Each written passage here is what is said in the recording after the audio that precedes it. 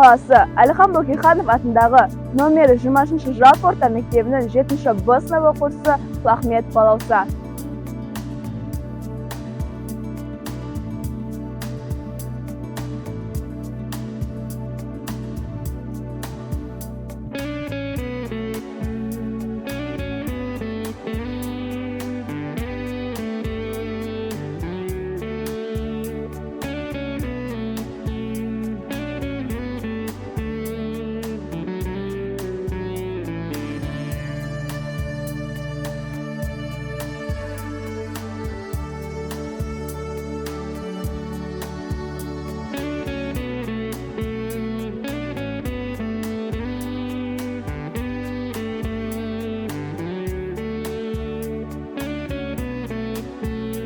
Қала келбеті сәнді де сәулетті ғимараттар мен жасыл желекке оранған саябақтардан тұрады.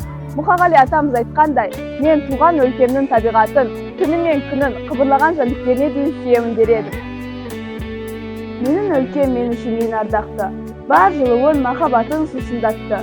Менің жерім мен үшін қасиетті, бойыма күш жігер нәр алдыртты. Мың жылдық тұт ағашы Түркістан облысынан 30 шақырым жердегі Қарнақ ауылында орналасқан. Жергілікті тұрғындар оны мажары тұт ағашы деп те атайды. Биіктігі 8-9 метр болатын ағашқа 6 адамның құшағы әзер жетеді.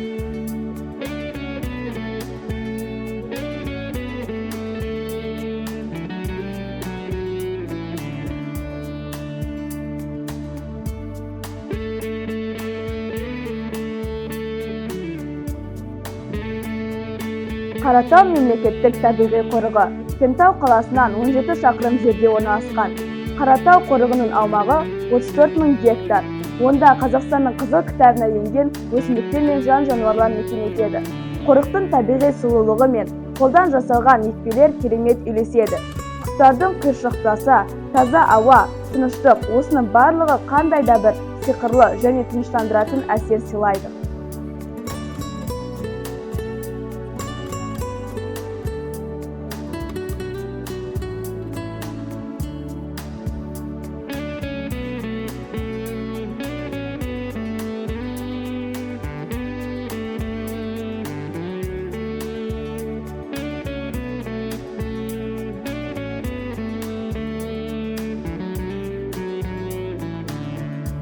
Қантағыл өлкесінде ақбасты таулар, ұшы-қиыры жоқ таулар, салқар көлдер, сықырап аққан өзендер, теңіздей төлеби ормандар аз емес.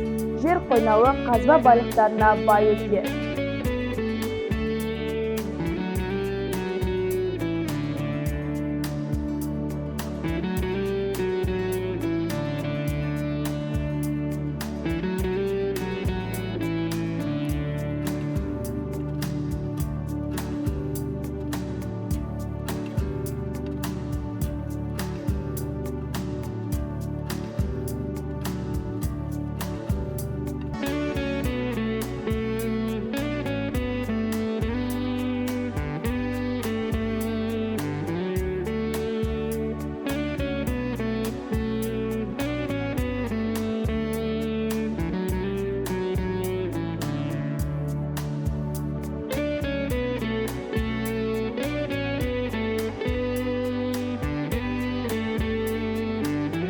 Ұлы Абай атамызға арнап ескерткіш қойылды.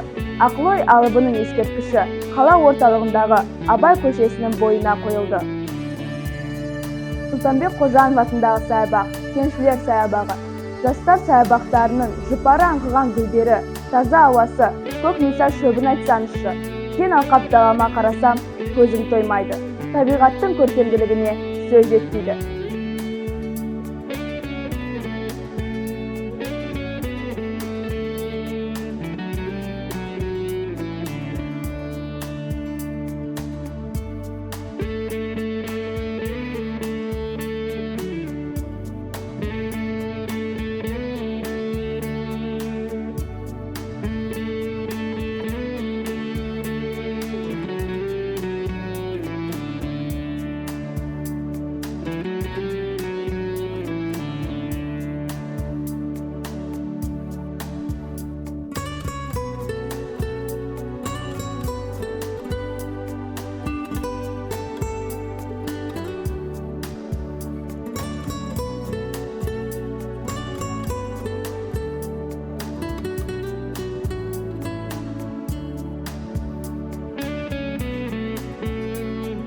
Кентау қаласында ұстаздарға арнап салынған ұстаздар аллеясы да бар.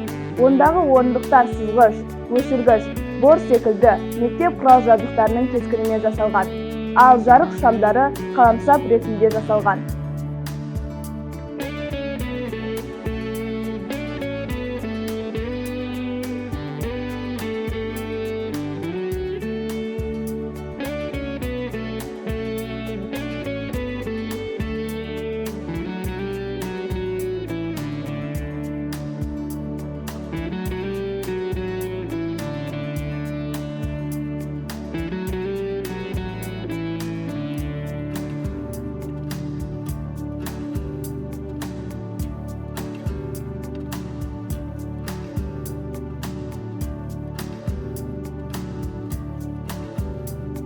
Мен өз туған өлкемнің табиғатымен мақтанамын.